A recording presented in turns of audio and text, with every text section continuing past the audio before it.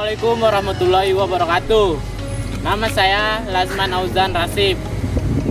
Saya dipanggil Lazman. Lazman pakai Z ya, bukan pakai S.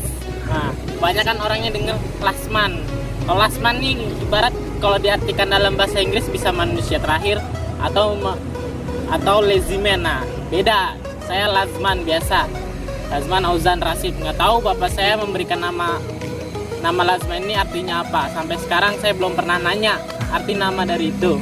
Saya memiliki 4 saudara. Yang pertama kakak saya. Kakak saya ini berbeda dengan saya sekitar 2 tahun. Sekarang dia sedang menjalani kuliah semester akhir, yakni sedang menyusun skripsi. Saya memiliki saudara kembar. Jadi saya kembar dengan saudara saya. Tapi saya yang terakhir, yang keluar terakhir, bukan yang keluar pertama. Ada yang bilang kalau yang keluar terakhir itu dia kakaknya, ada yang bilang juga kalau yang pertama keluar itu kakaknya. Nah, namun di keluarga saya dibilang adiknya. Nah, saudara kembar saya ini tadinya kuliah juga di Bandung. Sempat kuliah 1 semester saja. Namun entah kenapa dia berhenti. Mungkin ada masalah pribadi dengan dirinya kali ya. Saya tidak tahu, akhirnya dia berhenti dan dia memutuskan untuk bekerja. Namun saya tetap kuliah. Saya kuliah di UIN Sunan Ampel, Surabaya. Namun saya tinggal di Jakarta. Kenapa saya kuliah di sana? Karena kebetulan aja pada saat itu ketika saya mengikuti ujian UMPTKIN, kan disuruh milih tuh mana universitas Islam yang kalian inginkan. Nah, saya pertamanya milih Jakarta, kedua Surabaya, ketiga Yogyakarta. Namun yang keterima di Surabaya. Nah, karena orang tua saya memprioritaskan saya kuliah di negeri, akhirnya ya mau nggak mau, jauh nggak jauh, tetap dilanjutkan. Akhirnya ya sampai sekarang ini saya tetap melanjutkan kuliah ya, meskipun saya sebenarnya mau berhenti ya karena pembelajaran kuliah tuh tidak segampang apa yang saya perkirakan. Namun ya karena kemauan orang tua, akhirnya saya tetap lanjutkan, susah maupun tidak susah, sulit maupun tidak sulit.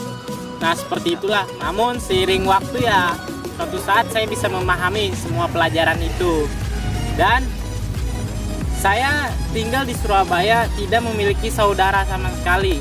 Hanya seorang teman pondok yang dulu pernah mondok bersama. Namun teman saya ini juga ketika saya kuliah di sana semester 1, dia belum kuliah, dia tidak diterima di UINSA. Namun saya keterima, akhirnya ya jadi saya yang kuliah. Akhirnya saya kuliah di sana sendiri tanpa ada teman pondok yang sejurusan dengan saya. Akhirnya saya memulai kehidupan baru di sana. Namun ketika saya kuliah, saya bertemu dengan anak Jakarta juga. Nah, karena saya satu frekuensi dengannya, akhirnya saya memutuskan untuk ngekos dengan dia.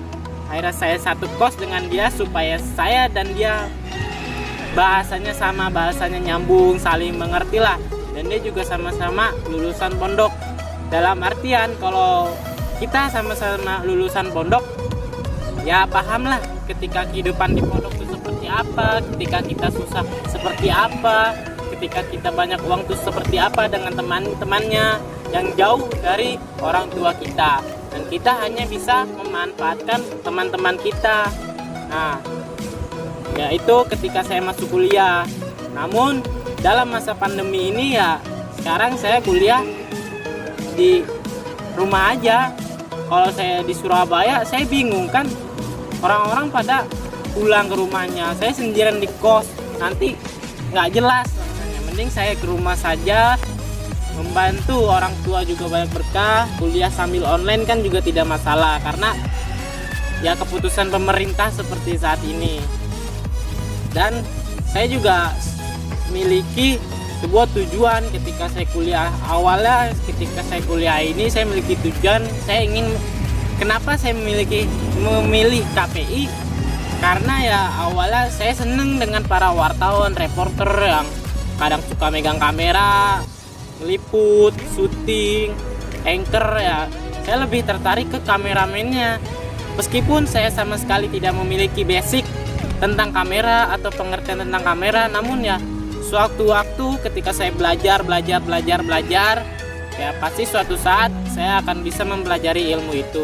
Ya, mungkin itu saja yang saya sampaikan mengenai individu saya.